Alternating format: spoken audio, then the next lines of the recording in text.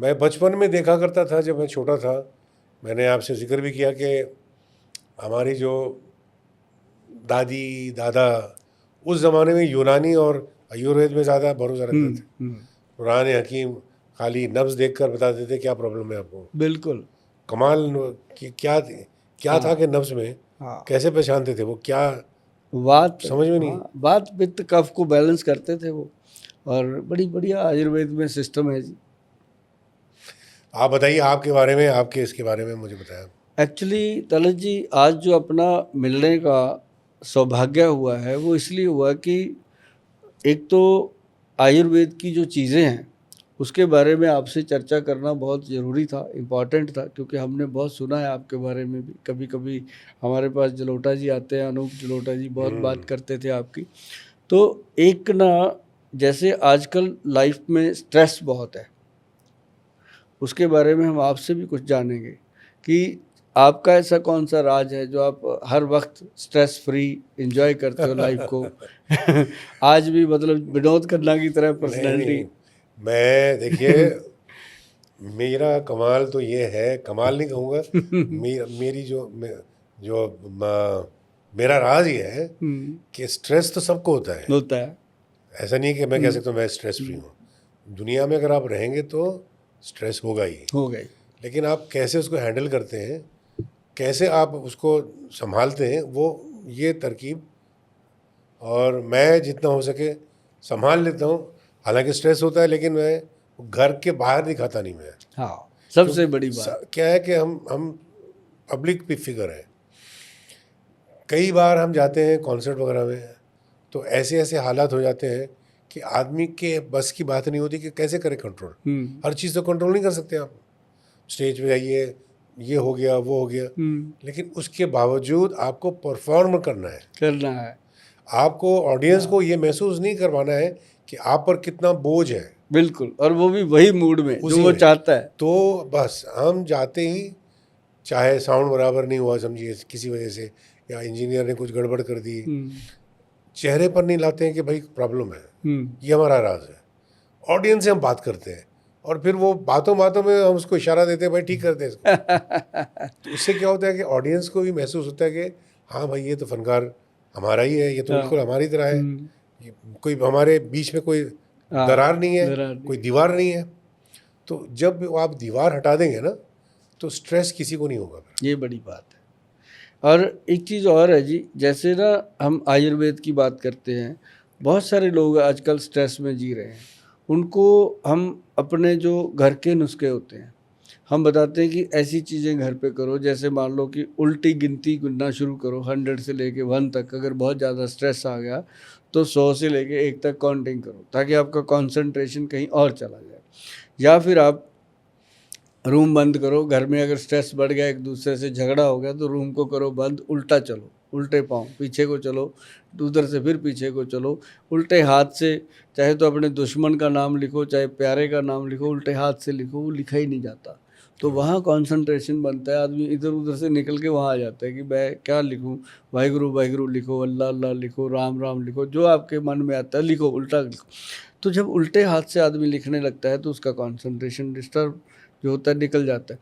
तो एक तो ये बहुत बढ़िया है। लेकिन बहुत सारे लोग हैं अजीत साहब जो बिना मतलब का स्ट्रेस लेते हैं। मतलब किसी ने उनकी तरफ ऐसे देख भी लिया, मरने मारने को आ जाते हैं। किसी ने वैसे ही कुछ बोल दिया, तो किसी ने कह दिया कि आज क्या हो गया तेरे को, इतने में स्ट्रेस ले लेते हैं कि ऐसा क्या हो गया।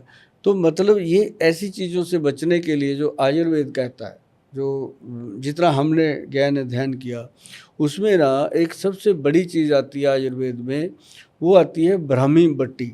जो ब्राह्मी बूटी होती है, पत्तियाँ होती हैं, ब्रह्मी है, शंख पुष्पी है, वचा है, और एक जटामांसी है, ये सारी चीज़ें उपलब्ध है मार्केट में, जैसे पंसारियों के पास मिल जाती हैं।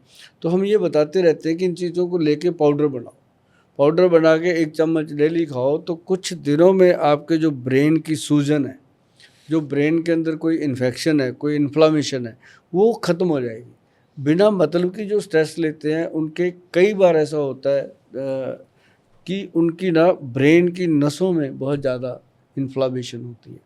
तो ऐसे लोग जब हमें मिलते हैं तो उनको कई चीज़ें ऐसी बताई जाती हैं जो वो घर पे कर सकते हैं। ब्रेन में ये जो हमारा ब्रेन है भेजा है, ये इसका सिर्फ साइंस 10 या 15% जान सका है।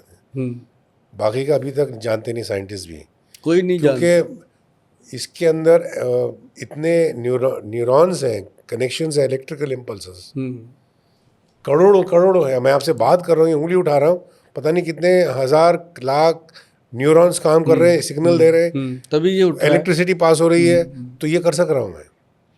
तो सोचना भी जो है ना, देखिए ये फ्रंटल लोब है, यहाँ पर आपका इंटेलिजेंस है, बिल्कुल आपका प्राइमल इंस्टिंक्ट इधर पीछे है। तो आप इंसान जब सिविलाइजेशन जो हुआ है तो ये इसकी वजह से हुआ है। बिल्कुल ये सामने वाला है फोरहेड मतलब ये फ्रंटल लोब, आप जानते हैं इसे। तो इसको अगर आप अपने काबू में रखेंगे तो फिर ये प्राइमल इंस्टिंक्ट, गुस्सा, क्रोध, ये सब ये जो इधर है उसको आप संभाल सकेंगे। तो इसको हावी करना है सब इस पर, नहीं तो यहाँ पर जो है ये प्रिमिटिव ब्रेन है ये हमारा मेडुला, छोटा ब्रेन। इसको एक्टिव करने के लिए, देखो आपकी बात से बात निकली, इसको एक्टिव करने के लिए मैंने बताया था पीछे काफ़ी लोगों को कि एक तो नारियल का जो तेल होता है, कोकोनट ऑयल, उसके अंदर देसी घी जो गाय का होता है, दोनों को मिला के अगर नाभि में अच्छे से लगाया जाए, नेवल में और अंडर आर्म में लगाया जाए, तो उसके साथ हमारा जो मेडुला ब्रेन है एक्टिव होता है। जिन लोगों को बहुत गुस्सा आता है, चिड़चिड़ापन है, अब जैसे छोटे बच्चे हैं उनको आजकल बड़ा ऑटिज़म का प्रॉब्लम हो रहा है, कंसंट्रेशन का प्रॉब्लम हो रहा है, तो उसमें जा कर के वही बात आपके वाली कि जब तक ये ब्रेन पीछे से हैप्पी नहीं होता तब तक पूरी बॉडी जो है वो मतलब कि रेस्टलेस भी रहती है और स्ट्रेस में रहती है। तो ये एक बढ़िया चीज़ है जो नारियल का तेल और मेरे ख्याल से देसी घी का मिश्रण है, घर पे सबके होता है। इसमें कोई, अब छोटी छोटी बातों को लेके लोग जब डॉक्टरों के पास, कई मेरे पास भी आते हैं, कई बार मुझे लगता है इसको हुआ ही कुछ नहीं, इसको दें भी तो क्या दें, लेकिन अगर नहीं देंगे तो बाहर जाके वो कहेगा डॉक्टर बेवकूफ़ है, इसको इसने कुछ दिया ही नहीं। तो इसलिए उनको हम ऐसी घरेलू चीज़ें बताते हैं कि वो घर पे जाके करें तो ठीक रहता है। और जैसे अभी आपने तो वो टाइम देखा है, हम भी आपसे थोड़े थोड़े छोटे हैं, आप 70 के हैं तो हम 60 के हैं, तो एक दशक का फ़र्क है। तो मतलब जो अपन ने ज़माना देखा है ना जी 1990 से पहले का, तो स्ट्रेस बहुत कम होता था। आप स्ट्रेस की बात करें और मैं अपने बचपन की बात कर रहा हूँ, 60s स्ट्रेस ही नहीं था। मतलब वो दौर ही ऐसा था कि मैं सोचता हूँ आज कि सारे के सारे जॉइंट फैमिली में रहते थे, कोई अपना काम कर रहा है, आ रहा है शाम में, ना टेलीविज़न था, रेडियो भी बहुत कम थे, टेलीफोन भी नहीं था। आराम से बैठते थे सबके सब, पूरी फैमिली बैठती थी, हाँ, चारपाई पे, शाम के टाइम पर सब चाय पीते थे, बातें करते थे सब मिलकर, चूल्हे पे खाना, और फिर सब साथ में खाना खाते थे, फिर जाके सो जाते थे।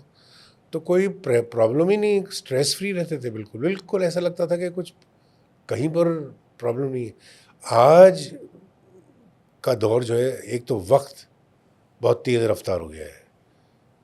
इनफैक्ट मैंने अभी कहीं पढ़ा कि ज़मीन का रोटेशन भी थोड़ा सा बढ़ गया है, ये साइंटिफिक फैक्ट है ये, लेकिन उसका ये मतलब नहीं कि उसकी वजह से कुछ असर हो रहा है। लेकिन अब ये है कि एक ऐसा दौर आ गया है कि जो साल महीना लगता है, महीना हफ्ता लगता है, हफ्ता दिन लगता है, और दिन 1 घंटा लगता है। तो देखते देखते आपको ऐसा लगता है यार वक्त कहाँ चला गया, पिछले साल अरे 1 साल गुजर गया, क्योंकि हम इतनी तेज़ रफ्तार ज़िंदगी से गुजर रहे हैं, हर चीज़ स्ट्रेस, इधर भाग उधर भाग।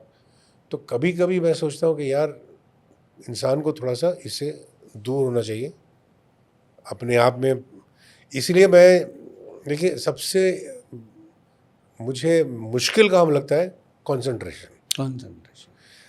जैसे कि आप यकीन नहीं करेंगे, मैं 5 वक्त नमाज पढ़ता हूँ, वो 5 मिनट में जो आपका जहन है ना भेजा, अब मैं आपसे बात कर रहा हूँ, भेजा इस पर है, लेकिन जब मैं खड़ा होता हूँ तो 50,000 ख्याल आते हैं वहाँ से, उधर से अलग।